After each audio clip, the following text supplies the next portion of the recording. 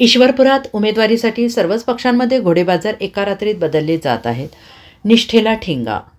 ईश्वरपूर पालिका निवडणुकीत सर्वच पक्षात उमेदवारी मिळवण्यासाठी इच्छुकांची गर्दी आहे. उमेदवार निवडीच्या स्पर्धेत नेत्यावरील निष्ठा एका रात्रीत बाजूला करून विरोधी पक्ष नेत्यांच्या छत्रछायेखाली जाण्याचा बाजार तेजीत आला आहे. त्यामुळे दल बदलून कार्यकर्त्यांना उधाण आलेलं आहे. त्यामुळे नेत्यांवरील एकनिष्ठता आणि सामाजिक बांधिलकी ठेंगा दाखवीत उमेदवारीसाठी काही करण्याची तयारी अनेकांनी केली आहे.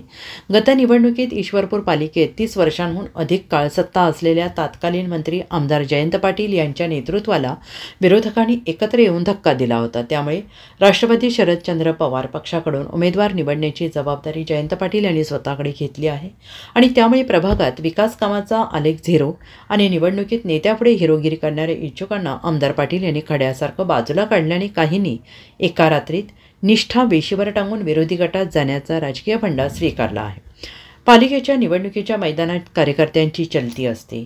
उमेदवारांचा उजवा डावा कार्यकर्ता म्हणून वावरणाऱ्याचा खिसा गरम झाल्याशिवाय उमेदवारांच्या मताचा आलेख वाढत नाही. त्यामुळे ऐन निवडणुकीत कार्यकर्त्यांना सुगीचे दिवस आले आहेत. आमदार जयंत पाटील यांच्या विरोधी गटात माजी राज्यमंत्री सदाभाऊ खोत, राहुल महाडिक, सम्राट महाडिक, निशिकांत पाटील, आनंदराव पवार, वैभव पवार आदी नेते आपल्या पक्षाचे नेतृत्व करतात. त्यामुळेच कोलांट्या उड्या मारणाऱ्या कार्यकर्त्यांचा भाव चांगलाच वधारला आहे.